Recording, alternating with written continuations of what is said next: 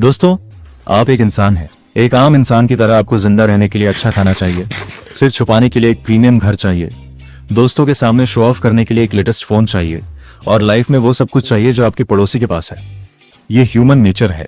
हमारी डिजायर्स, हमारी ख्वाहिशें अनलिमिटेड हैं, उनकी कोई लिमिट नहीं है। लेकिन इस यूनिवर्स में एक बहुत बड़ा ग्लिच है, एक ऐसी प्रॉब्लम जिसे कोई एआई, कोई टेक्नोलॉजी सॉल्व नहीं कर सकती। दुनिया में इतना सामान है ही नहीं, सबके लिए बड़े घर नहीं है, सबके लिए लेटेस्ट फोन्स नहीं है और डेफिनेटली सबके लिए अनलिमिटेड पैसा और टाइम नहीं है। हर चीज की एक गिनती है, एक लिमिट है। इस हार्श रियलिटी को, इस प्रॉब्लम को इकोनॉमिक्स की भाषा में कहते हैं स्कार्सिटी। ये स्कार्सिटी ही वो मेन रीजन है कि आपको जिंदगी में सब कुछ नहीं मिल सकता। अगर इस दुनिया में अनलिमिटेड पिज्जा होते, अनलिमिटेड वाईफाई होता और सबके बैंक अकाउंट्स में अनलिमिटेड जीरो होते तो इकोनॉमिक्स नाम का सब्जेक्ट एग्जिस्ट ही नहीं करता। हम सब आराम से सो रहे होते, पर क्योंकि सब लिमिटेड है तो अब हमें एक बहुत मुश्किल काम करना पड़ता है। हमें लेनी पड़ती है चॉइसेस। इकोनॉमिक्स सिर्फ पैसों की स्टडी नहीं है, ये इस बात की स्टडी है कि जब रिसोर्सेज कम होते हैं तो इंसान अपने डिसीजंस कैसे लेता है। मिलिए रवि से। रवि एक 22 साल का स्टूडेंट है। उसके पास आज रात सिर्फ 3 घंटे का टाइम है। उसके पास 2 ऑप्शंस है, या तो वो दोस्तों के साथ नया वेब सीरीज देख ले या कल सुबह होने वाले अपने फाइनल एग्जाम के लिए पढ़ ले। अगर उसने सीरीज चुनी तो उसने अपने आने वाले एग्जाम के मार्क्स हमेशा के लिए सैक्रिफाइस कर दिए। इकोनॉमिक्स में आपकी इस कुर्बानी को कहते हैं अपॉर्चुनिटी कॉस्ट। हमें लगता है चीजों की कीमत पैसों में होती है, नहीं। आप जिंदगी में जो भी एक चीज चुनते हैं उसकी असली कीमत वो चीज है जो आपने उसे पाने के लिए छोड़ दी। अगर आप इस वक्त ये वीडियो देख रहे हैं तो आपका अपॉर्चुनिटी कॉस्ट वो कॉमेडी रील्स हैं जो आप इस वक्त स्क्रॉल कर सकते थे। आप हर सेकंड की कीमत चुका रहे हैं। I hope this video is worth your time. अब जब हम सबके पास लिमिटेड टाइम और लिमिटेड पैसा है तो ये दुनिया चलती कैसे है। यहाँ एंट्री होती है ट्रेड की। ध्यान से देखिए, रवि के पास वीडियो एडिटिंग की कमाल की स्किल है पर उसके पास अपना अगला रेंट देने के लिए पैसे नहीं है। दूसरी तरफ अमित है। अमित एक 28 साल का कॉर्पोरेट एम्प्लॉई है जो साइड में एक यूट्यूब चैनल चलाता है। अमित के पास पैसे हैं पर ऑफिस के बाद वीडियो एडिट करने का टाइम नहीं है। जब ये दोनों आपस में मिलते हैं तो एक जादू होता है। रवि अमित के लिए वीडियो एडिट करता है और अमित रवि को पैसे देता है। दोनों को वो मिल गया जो उन्हें चाहिए था, विन विन सिचुएशन। लेकिन लोग ट्रेड करते क्यों है? इसका जवाब एक बहुत डीप कॉन्सेप्ट में छुपा है जिसे कहते हैं कंपैरेटिव एडवांटेज। है बेटा, कॉल दिया। Are the designs ready? मेरी मम्मी को ना बचपन से ही पानी बहुत पसंद है, तो मैंने प्राइवेट पूल वाला विला बुक कर दिया। मेरी मम्मी पूरा दिन अब एक बहुत डीप कॉन्सेप्ट में छुपा है जिसे कहते हैं कंपैरेटिव एडवांटेज। मान लीजिए अमित वीडियो एडिटिंग में रवि से बहुत ज्यादा अच्छा है। वो रवि से दुगनी स्पीड में वीडियो एडिट कर सकता है। तो क्या अमित को खुद एडिट करना चाहिए? नहीं, क्योंकि अमित का असली काम, उसका प्राइमरी बिजनेस उसे लाखों रुपए कमा कर दे रहा है। अगर वो एडिटिंग में अपना टाइम वेस्ट करेगा तो उसका बिजनेस डूब जाएगा। इसलिए भले ही रवि एडिटिंग में थोड़ा एवरेज हो, अमित अपना काम रवि को आउटसोर्स करेगा। ट्रेड इस बात पर डिपेंड करता है कि कौन सबसे बेस्ट है। ये इस बात पर डिपेंड करता है कि कौन किस काम को सबसे कम अपॉर्चुनिटी कॉस्ट में कर सकता है। आप चाहे जिंदगी में किसी काम में कितने भी बुरे क्यों ना हो, इस दुनिया की इकोनॉमी में किसी ना किसी को आपकी जरूरत है क्योंकि वो अपना टाइम बचाना चाहता है। Congratulations, you are economically useful. अब आप इस स्कार्सिटी, ट्रेड, अपॉर्चुनिटी कॉस्ट और कंपैरेटिव एडवांटेज को एक डब्बे में डालिए और उसको जोर से हिला दीजिए। बूम, आपने अभी अभी एक मार्केट इन्वेंट कर लिया है। मार्केट कोई फिजिकल बिल्डिंग नहीं है जहां आप शॉपिंग करने जाते हैं। ये एक इनविजिबल सिस्टम है जहां बायर्स और सेलर्स इंटरैक्ट करते हैं और इस पूरे मार्केट को चलाने वाला सिर्फ एक सिंगल रूल है, इंसेंटिव्स।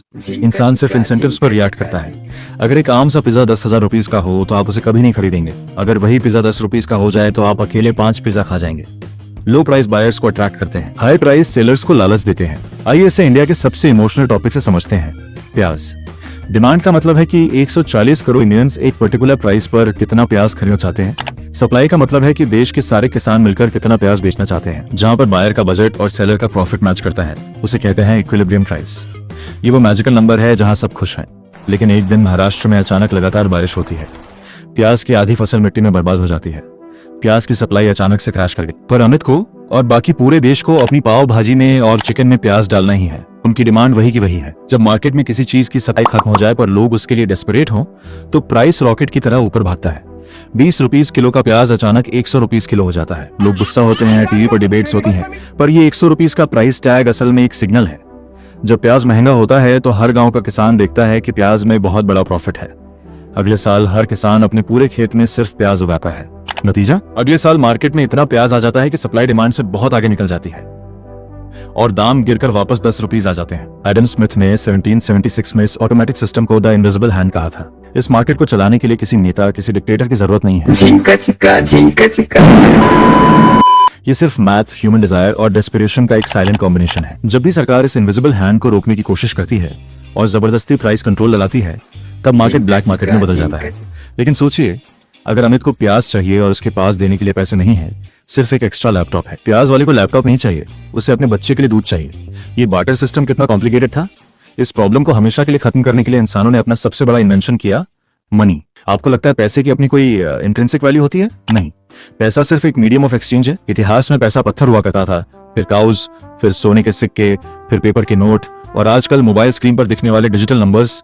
इन सब में सिर्फ एक चीज कॉमन है, ट्रस्ट। अगर कल सुबह देश का सेंट्रल बैंक टीवी पर आकर कह दे कि आज रात 12 बजे से 500 का नोट लीगल टेंडर नहीं है, तो वो नोट सिर्फ एक रद्दी का टुकड़ा बन जाता है। Money is pure belief. ये एक स्टोर ऑफ वैल्यू है ताकि आप आज काम करके अपने पैसे कल के लिए बचा सकें। और इस पैसे के मैट्रिक्स को कंट्रोल करने के लिए हमने बनाए बैंक्स। लोगों को लगता है कि बैंक एक लॉकर रूम है, आप अपने पैसे वहां रखते हैं और वो वहां सेफ रखे रहते हैं। This is the biggest lie. Banks आप पे डिपॉजिट लेते हैं और वही पैसा दूसरे लोगों को घर या गाड़ी खरीदने के लिए उधार पर दे देते हैं। इस लोन पर वो हैवी इंटरेस्ट चार्ज करते हैं। असलियत में जब अमित बैंक से 10 लाख रुपीस का कार लोन लेता है, तो बैंक का मैनेजर किसी वॉर्ड से 10 लाख रुपए निकालकर नहीं देता। वो बस अपने कंप्यूटर कीबोर्ड पर 10,000,000 टाइप करता है और अमित के अकाउंट में भेज देता है। एक बटन दबते ही नया पैसा हवा से पैदा हो जाता है। इसे कहते हैं फ्रैक्शनल रिजर्व बैंकिंग। बैंक्स के पास उतना कैश होता ही नहीं है जितना वो लोन दे चुके होते हैं। नया पैसा मार्केट में तब बनता है जब आप लोन लेते हैं। ये सिस्टम तब तक परफेक्टली काम करता है जब तक सब लोग एक साथ खड़े होकर बैंक से अपना पैसा वापस मांगने ना आ जाएं। अगर अचानक लोगों में पैनिक फैल जाए और हजारों लोग एटीएम के बाहर खड़े हो जाएं, तो बैंक तुरंत कोलैप्स हो जाएगा। इस डरावने मंजर को बैंक रन कहते हैं। इसीलिए हमारी सरकारें हमारे डिपॉजिट्स पर इंश्योरेंस देती हैं ताकि लोग पैनिक ना करें और ये मैट्रिक्स चलता रहे। अब इस बड़ी सी इकोनॉमी में कितना कुछ बन रहा है, लोग कितना खर्च कर रहे हैं और हमारा देश दुनिया में कहां स्टैंड करता है, इसका पता कैसे लगाएं। इसके लिए इकोनॉमिस्ट ने एक अल्टीमेट स्कोर बोर्ड बनाया है जिसे हम कहते हैं जीडीपी। अगर आपने दत्त और सुंदरम की इंडियन इकोनॉमी पढ़ी हो तो आप जानते हैं कि जीडीपी का मतलब है एक देश की बाउंड्री के अंदर एक साल में जितने भी फाइनल गुड्स और सर्विसेज प्रोड्यूस हुए, उनकी टोटल मार्केट वैल्यू। ये वैल्यू 3 तरीके से कैलकुलेट की जा सकती है, प्रोडक्शन अप्रोच, इनकम अप्रोच या सबसे कॉमन एक्सपेंडिचर अप्रोच, यानी consumption plus investment plus government spending plus net exports. India आज दुनिया की 4th सबसे बड़ी इकोनॉमी बन चुका है और इसका सारा क्रेडिट इस जीडीपी ग्रोथ को जाता है। जीडीपी की ग्रोथ आती है प्रोडक्टिविटी से। अगर आपका किसान हाथ से खेती करके दिन में 10 किलो गेहूं उगाता है और अमेरिका का किसान ट्रैक्टर यूज करके 1000 किलो उगाता है, तो अमेरिका की प्रोडक्टिविटी हाई है। हाई प्रोडक्टिविटी मींस देश अमीर है। लेकिन जीडीपी नाम के स्कोर बोर्ड में एक बहुत बड़ा झोल है, एक ऐसी सच्चाई जिसे वर्ल्ड बैंक से लेकर IMF तक सब इग्नोर करते हैं। चीफ इकोनॉमिस्ट कौशिक बसु अपनी book an economist in the real world में इस फ्लॉ को नंगा करते हैं। मिलिए मीना से। मीना 39 साल की एक होम मेकर है। वो सुबह 6 बजे उठती हैं और रात 11 बजे तक नॉन स्टॉप काम करती हैं। वो अपनी फैमिली के लिए एक प्रोफेशनल शेफ हैं, अपने बच्चों के लिए एक होम ट्यूटर हैं, घर के बुजुर्गों के लिए एक नर्स हैं और घर के खर्चे मैनेज करने वाली एक फाइनेंशियल प्लानर है। अगर आप इन 4 कामों के लिए मार्केट से प्रोफेशनल लोग हायर करेंगे तो आपको महीने का कम से कम 40,000 रुपीज देना पड़ेगा। पर क्योंकि मीना को इन डेली कामों के लिए कोई कैश, कोई सैलरी नहीं मिलती, हमारी देश की इकोनॉमी, हमारी ये सो कॉल्ड जीडीपी उनके इस काम की वैल्यू को जीरो मानती है। ध्यान से सुनिए, अगर अमित बाहर जाकर किसी रेस्टोरेंट में 500 रुपीज का जंक फूड खाता है तो देश की जीडीपी 500 रुपीज से बढ़ जाती है। पर अगर मीना पूरा दिन किचन में खड़े रहकर अपनी फैमिली के लिए सेहतमंद खाना बनाती हैं तो जीडीपी को कोई फर्क नहीं पड़ता। अगर एक केमिकल फैक्ट्री अपना धुआं हवा में छोड़कर नदियां गंदी करती है तो फैक्ट्री का प्रॉफिट जीडीपी को बढ़ाता है, पर उस पोल्यूशन से होने वाली बीमारियों को जीडीपी माइनस नहीं करती। जीडीपी एक थर्मामीटर है, ये बुखार तो बता देता है पर बीमारी की असली वजह छुपाता है। हमें लगता है कि हमारे पैसे बैंक अकाउंट में सेफली पड़े हैं, हम एफडी कराकर चैन की नींद सोते हैं, पर सच ये है कि एक साइलेंट चोर, एक अदृश्य शिकारी हर पल आपकी जेब से पैसे निकाल रहा है। उसका नाम है इन्फ्लेशन। आइए इस डीप मैट्रिक्स को farmer RBI governor Raghuram Rajan की किताब I do what I do और उनके मशहूर डोसा इकोनॉमिक्स कॉन्सेप्ट से समझते हैं। मान लीजिए अमित के पास आज 100 रुपीज है, वो इसे बैंक में डिपॉजिट करता है जहां उसे 10% का आकर्षक इंटरेस्ट मिलता है। 1 साल बाद अमित अपना अकाउंट चेक करता है और उसमें 110 रुपीज है। अमित बहुत खुश है कि उसने 10 रुपीज कमा लिए। पर पिछले साल अमित जिस स्ट्रीट वेंडर से अपना फेवरेट मसाला डोसा खाता था वो डोसा एग्जैक्टली 100 रुपीज का था। इस 1 साल में देश में महंगाई 12% से बढ़ गई, तो अब उस वेंडर ने अपने डोसा का दाम बढ़ाकर 112 रुपीज कर दिया। अब अमित की रियलिटी देखिए, उसके बैंक अकाउंट में पैसे बढ़कर 110 रुपीज हो चुके हैं, पर डोसा अब 112 रुपीज का हो गया है। टेक्निकली अमित के पैसे बढ़े पर एक्चुअली अमित गरीब हो गया। वो अब अपना कल वाला खाना भी अफोर्ड नहीं कर सकता। ये इन्फ्लेशन का इल्यूजन है जो मिडिल क्लास को कभी अमीर नहीं होने देता। पर ये इन्फ्लेशन आता कहां से? याद है प्याज का एग्जाम्पल? जब इकोनॉमी में सेंट्रल बैंक जैसे हमारा आरबीआई जरूरत से ज्यादा नए नोट्स प्रिंट करके मार्केट में डाल देता है तो हर इंसान के पास पैसा आ जाता है, पर सामान उतना ही रहता है। इकोनॉमिक्स का basic rule, when more money ceases the same amount of goods, prices explode, जिसे हम इन्फ्लेशन कहते हैं। अगर ये आउट ऑफ कंट्रोल हो जाए तो हाइपर इन्फ्लेशन बन जाता है। जैसा जिम्बाब्वे में हुआ था, जहां $100 ट्रिलियन के नोट से एक ब्रेड भी नहीं आती थी। भैया जल्दी चलो, अब हमारे डांस की बारी है। अरे बस खा के चलते। एसिडिटी। भैया डांस, इनको कोई लिक्विड दो। इसमें तो टाइम लगेगा। अरे अपना इनो लो, ये जल्द काम करेगा। ये सिर्फ 6 सेकंड में शुरू करे काम और दे जल्द आराम। इनो ऑन, एसिडिटी गॉन। सुनो, जॉब पे अप्लाई करो, डायरेक्ट एचआर को कॉल करो, अभी जॉब ऐप डाउनलोड करो। नोट से एक ब्रेड भी नहीं आती थी। इसीलिए रिजर्व बैंक हमेशा इंटरेस्ट रेट्स को मैनिपुलेट करता रहता है। जब इन्फ्लेशन बढ़ता है तो आरबीआई लोन महंगे कर देता है ताकि लोग खर्च कम करें। जब ग्रोथ बढ़ानी होती है तो लोन सस्ते कर दिए जाते हैं। लेकिन सरकार इन फ्लाईओवर्स, हॉस्पिटल्स और आर्मी के टैंक्स के लिए पैसा कहां से लाती है? सरकार कोई बिजनेस तो करती नहीं, उसके पास पैसे कहां से आते हैं? जवाब है आपकी जेब से। Welcome to the world of taxes. Taxes एक जबरदस्ती का चंदा है जो आपको देना ही पड़ता है। अगर नहीं देंगे तो जेल जाएंगे। इंडिया में मेनली 2 मेजर टैक्स सिस्टम्स हैं। पहला है डायरेक्ट टैक्स।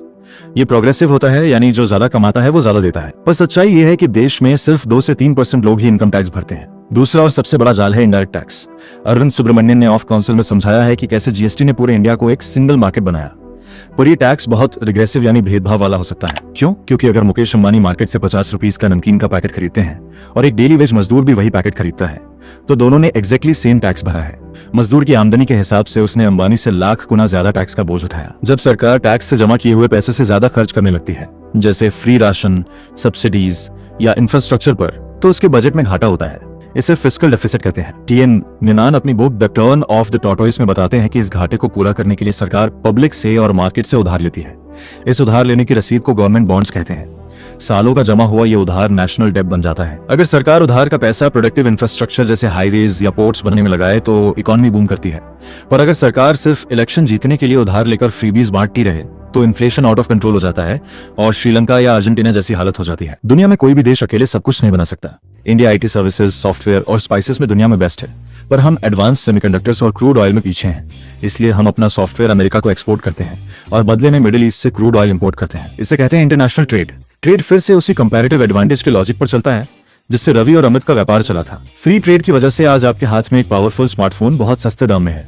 इसे ग्लोबलाइजेशन कहते हैं। पर इसका एक डार्क साइड भी है। जब बाहर का सस्ता सामान देश में आता है तो लोकल फैक्ट्रीज बंद हो जाती हैं और लोग बेरोजगार हो जाते हैं। इसलिए देश के बिजनेसेस को बचाने के लिए सरकारें कभी कभी बाहर से आने वाले सामान पर भारी टैक्स लगा देती हैं, जिसे टैरिफ्स या प्रोटेक्शनिज्म कहते हैं। ये लोकल इंडस्ट्री को बचाता है पर आम आदमी के लिए चीजें महंगी कर देता है। लेकिन ट्रेड होता कैसे है? इंडिया का रूपी अमेरिका में नहीं चलता और जापान का येन इंडिया में नहीं चलता। यहाँ जन्म होता है दुनिया के सबसे बड़े फाइनेंशियल मार्केट का, फॉरेक्स यानी foreign exchange market. Exchange rate आपको बताता है कि एक करेंसी की दूसरी करेंसी के मुकाबले क्या औकात है। मान लीजिए एक यूएस डॉलर इक्वल्स 90 रुपीस था। कुछ दिनों बाद एक यूएस डॉलर इक्वल्स 95 हो गया। इसे कहते हैं रूपी का गिरना यानी डेप्रिसिएशन। जब रूपी गिरता है तो इंडिया के आईटी सेक्टर और एक्सपोर्टर्स की पार्टी होती है, क्योंकि उन्हें अमेरिका से आने वाले डॉलर्स के बदले अब ज्यादा रुपए मिलते हैं। पर दूसरी तरफ हमारा पेट्रोल और डीजल महंगा हो जाता है, क्योंकि अब तेल मंगवाने के लिए हमें ज्यादा पैसे देने पड़ते हैं। करेंसी का वैल्यू इंटरेस्ट रेट्स, इन्फ्लेशन और ग्लोबल वॉर्स पर डिपेंड करता है। आप इकोनॉमी की सारी बेसिक मशीन समझ गए। अब आते हैं आपकी जिंदगी पर। आप कॉलेज से पास आउट होते हैं, जॉब ढूंढते हैं और इंटरव्यू देते हैं। इसे कहते हैं लेबर मार्केट। लेबर मार्केट में प्रोडक्ट सामान नहीं है, प्रोडक्ट आपका अपना वक्त और स्किल्स है। फर्म्स इसे खरीदती हैं और बदले में जो प्राइस देती हैं उसे वेज यानी सैलरी कहते हैं। लेकिन यहाँ सबसे बड़ा और कड़वा सवाल आता है। अमित दिन में 10 घंटे मेहनत करता है और महीने का 50,000 रुपीस कमाता है। उसी कंपनी का सीईओ सिर्फ मीटिंग्स करता है, पर वो अमित से 300 गुना ज्यादा पैसा, तकरीबन 50 करोड़ रुपीस कमाता है। ऐसा क्यों? क्या सीईओ अमित से 300 गुना ज्यादा मेहनत करता है? नहीं। इसे कहते हैं वेज गैप। कैपिटलिज्म में आपकी सैलरी इस बात पर डिसाइड नहीं होती कि आप कितनी मेहनत करते हैं। आपकी सैलरी इस बात पर डिसाइड होती है कि आपको रिप्लेस करना कितना आसान है। अमित जो कोडिंग या डेटा एंट्री करता है वो कल कोई और नया ग्रेजुएट थोड़ी सी ट्रेनिंग के बाद कर लेगा, यानी हाई सप्लाई ऑफ लेबर। पर $1 बिलियन कंपनी को चलाने वाले ग्लोबल लेवल के सीईओ दुनिया में गिने चुने हैं, यानी लो सप्लाई हाई डिमांड। एक जमाना था जब वर्कर्स अपनी ताकत बढ़ाने के लिए यूनियंस बनाते थे ताकि वो मिलकर मैनेजमेंट से अच्छी सैलरी मांग सकें। पर पिछले कुछ दशकों में आउटसोर्सिंग, स्ट्रिक्ट लॉज और अब एआई की वेव ने इन यूनियंस की ताकत तोड़ दी है। अगर सरकार जबरदस्ती मिनिमम वेज बहुत ज्यादा बढ़ा देगी तो कंपनी सिंपली उस डिपार्टमेंट को ऑटोमेटेड टच स्क्रीन से या एआई बॉट से रिप्लेस कर देंगी। इंसान को कमोडिटी समझना इस सिस्टम का सबसे बड़ा हार्श ट्रुथ है। आपने मेहनत करके सैलरी कमा ली, अब उस पैसे का आप क्या करेंगे? गद्दा के नीचे छुपा कर रखना सबसे बड़ी बेवकूफी है, क्योंकि इन्फ्लेशन उसे खा जाएगा। तो अब आप चाहते हैं कि आपका पैसा आपके लिए और पैसा बनाए। Welcome to the world of finance. Financial markets का एक ही काम है, जिनके पास एक्स्ट्रा कैश है उन्हें उन लोगों से कनेक्ट करना जिन्हें बिजनेस बड़ा करने के लिए कैश चाहिए। इसके अलग अलग लेवल हैं। स्टॉक्स, जब आप शेयर मार्केट में किसी कंपनी का स्टॉक खरीदते हैं तो आप एक्चुअली उस कंपनी का एक छोटा सा हिस्सा खरीद रहे हैं। अगर कंपनी प्रॉफिट बनाएगी तो आपका स्टॉक प्राइस ऊपर जाएगा। यहाँ 90% लोग लॉस खाते हैं क्योंकि वो हाई पर टिप्स पर ट्रेडिंग करते हैं। अमीर सिर्फ वो 10% लोग बनते हैं जो गुरचरण दास या वॉरेन बफेट की तरह अंडरवैल्यूड कंपनीज या हिडन जेम्स को ढूंढते हैं। वो कंपनीज जिनका बिजनेस सॉलिड है पर अभी सस्ते में मिल रही हैं, जिसे growth at A reasonable price भी कहते हैं। बॉन्ड्स, ये थोड़ा बोरिंग और सेफ रास्ता है। आप किसी कंपनी या सरकार को एक फिक्स टाइम के लिए लोन देते हैं और वो आपको फिक्स्ड इंटरेस्ट देते हैं। Derivatives, future and options originally किसान और बिजनेसेस के रिस्क को कम करने के लिए बनाए गए थे, पर आज ये ग्लोबल कसिनो बन चुका है। ये बस बेट्स पर बेट्स है। क्रिप्टो, ये ब्लॉकचेन पर बेस्ड एक टोटली डिसेंट्रलाइज्ड सिस्टम है जिसे कोई गवर्नमेंट कंट्रोल नहीं करती। कुछ लोगों के लिए ये पैसे का फ्यूचर है और बाकियों के लिए ये बस एक मैथ पावर्ड पोंजी स्कीम है। ये एक्सट्रीमली वॉलेटाइल है। फाइनेंस का सबसे बड़ा नियम है रिस्क रिटर्न ट्रेड ऑफ, जिसका मतलब है जहां रिटर्न ज्यादा होगा वहां डूबने का रिस्क भी उतना ही बड़ा होगा। इसलिए इंटेलिजेंट लोग कभी अपने सारे अंडे एक बास्केट में नहीं रखते। वहां डूबने का रिस्क भी उतना ही बड़ा होगा। इसलिए इंटेलिजेंट लोग कभी अपने सारे अंडे एक बास्केट में नहीं रखते, वो डाइवर्सिफाई करते हैं। अब हम आते हैं इकोनॉमिक्स के सबसे डीप और सबसे दर्दनाक चैप्टर पर। अगर मार्केट सबको चांस देता है तो दुनिया में कुछ लोग इतने अमीर क्यों हैं और बाकी लोग जिंदगी भर गरीब क्यों रह जाते हैं? किताबी इकोनॉमिक्स कहती है कि बस फैक्ट्रीज लाओ, फ्री मार्केट लाओ और पॉवर्टी खत्म। पर रियलिटी ऐसी नहीं है। असली खेल इंसान के दिमाग का है। यहाँ जन्म लेती है बिहेवियरल इकोनॉमिक्स। हम हमेशा मानते हैं कि इंसान रैशनल है, यानी वो वही करेगा जिसमें उसका मैथमेटिकल फायदा हो। लेकिन Nobel prize winners Abhijit Banerjee और एस्थर डुफ्लो ने अपनी वर्ल्ड फेमस किताब पुअर इकोनॉमिक्स में इस बात को पूरी तरह गलत साबित कर दिया। हमें लगता है कि गरीब लोग इसलिए गरीब हैं क्योंकि वो मेहनत नहीं करते या पैसे सेव नहीं करते। पुअर इकोनॉमिक्स की सालों की फील्ड रिसर्च बताती है कि जब एक इंसान गरीबी में होता है तो उसके पास रिसोर्सेस की तो कमी होती ही है, पर सबसे बड़ी कमी होती है होप की। उसके दिमाग पर बायोलॉजिकल लेवल का स्ट्रेस होता है। अगर उस मजदूर को कहीं से 500 रुपीज मिल भी जाएं, तो टेक्स्ट बुक कहती है कि उसे वो 500 रुपीज इन्वेस्ट करने चाहिए ताकि 5 साल बाद रिटर्न मिले। पर रियलिटी में वो मजदूर उन 500 रुपीज से अपनी फैमिली के लिए एक दिन का अच्छा खाना या EMI पर एक टीवी खरीद लेता है। क्यों? क्योंकि उसकी लाइफ इतनी डार्क और स्ट्रेसफुल है कि उस दिमाग को इमीडिएटली थोड़ी सी खुशी चाहिए। वो कल के इमेजिनरी प्रॉफिट के लिए आज की रियल भूख नहीं कंट्रोल कर सकता। इसे पॉवर्टी ट्रैप कहते हैं। आपको लगता है अमीर लोग अलग हैं? हम सब इरेशनल हैं। हम हाइपरबोलिक डिस्काउंटिंग करते हैं। कल के 50,000 रुपीज से हमें आज का 5,000 रुपीज ज्यादा आकर्षित करता है। हम लॉस एवर्जन का शिकार हैं। 500 रुपीज मिलने की खुशी से ज्यादा 500 रुपीज गुम जाने का दुख होता है। जोमैटो और अमेजन इन्हीं ह्यूमन बायसेस को यूज करके आपसे फालतू खर्चा करवाते हैं। इकोनॉमिक्स नंबर्स नहीं है, ये साइकोलॉजी है। ये सब कुछ किस सिस्टम के अम्ब्रेला के नीचे चल रहा है? दुनिया आज 3 मेजर इकोनॉमिक मॉडल्स में बंटी हुई है। कैपिटलिज्म, जिसे हम पूंजीवाद भी कहते हैं, जहां जमीन, फैक्ट्री और पैसा प्राइवेट लोगों के हाथ में होता है। इस सिस्टम का इंजन है प्रॉफिट। ये इनोवेशन और नई टेक्नोलॉजी के लिए दुनिया का सबसे बेस्ट सिस्टम है। पर इसका नेगेटिव पॉइंट ये है कि ये मोनोपोलीज बनाता है और अमीर और गरीब के बीच की खाई को और बड़ा कर देता है। सोशलिज्म या कम्युनिज्म, इस मॉडल में सब कुछ सरकार के कंट्रोल में होता है। कोई प्राइवेट प्रॉपर्टी नहीं होती। इसका गोल इक्वालिटी है। पेपर पर ये बहुत अच्छा लगता है, पर प्रैक्टिकली जब इंसान का पर्सनल प्रॉफिट का इंसेंटिव खत्म हो जाता है तो वो मेहनत करना बंद कर देता है। यही वजह थी कि USSR फेल हो गया। मिक्स्ड इकोनॉमी, ये हमारी और आज की मैक्सिमम दुनिया की रियलिटी है। इंडिया एक मिक्स्ड इकोनॉमी है, जहां मुकेश अंबानी की रिलायंस और टाटा जैसे जायंट कैपिटलिस्ट फोर्सेस भी काम कर रही हैं और वहीं सरकार के द्वारा चलाए जा रहे एम्स हॉस्पिटल्स और राशन की दुकानें भी चल रही हैं। ये दोनों का एक बैलेंस है। तो दोस्तों, आज आपने इस 18 मिनट मास्टर क्लास में क्या देखा? आपने देखा कि स्कार्सिटी एक यूनिवर्सल रियलिटी है। हर चॉइस की एक कीमत होती है। ट्रेड दोनों पार्टी को फायदा देता है। मनी सिर्फ एक इल्यूजन है जिसे ह्यूमन ट्रस्ट ने जिंदा रखा है। बैंक्स हवा से पैसे बनाते हैं। इन्फ्लेशन आपकी वेल्थ को चोरी छुपे खा रहा है। और GDP एक ऐसी मार्कशीट है जो एक माँ का बलिदान नहीं देखती। आपने देखा कि वेज गैप मेहनत नहीं, रिप्लेसमेंट वैल्यू पर टिका है और कैसे पॉवर्टी ट्रैप इंसान को बाहर आने ही नहीं देता। हर सिस्टम में ट्रेड ऑफ्स हैं। कोई एक परफेक्ट जवाब नहीं है, पर जो इंसान इस रूल सेट को, इस इकोनॉमिक मैट्रिक्स को नहीं समझता, वो जिंदगी भर इसी गोल गोल चक्कर में फंसा रह जाता है। अगर आपको इस हिडन मैट्रिक्स को तोड़ने में और इस फाइनेंशियल ब्लूप्रिंट को समझने में आज कुछ डीप वैल्यू मिली हो और आप चाहते हैं कि हम इंडियन स्टॉक मार्केट और उन हिडन जेम्स पर एक और ऐसी ही डीप डाइव मास्टर क्लास लेकर आएं, तो लाइक बटन दबाकर अपना सपोर्ट जरूर दिखाएं, क्योंकि इकोनॉमिक्स और नेचर का रूल बिल्कुल सेम है। अडैप्ट और डाई। मिलते हैं अगले वीडियो में। जय हिंद।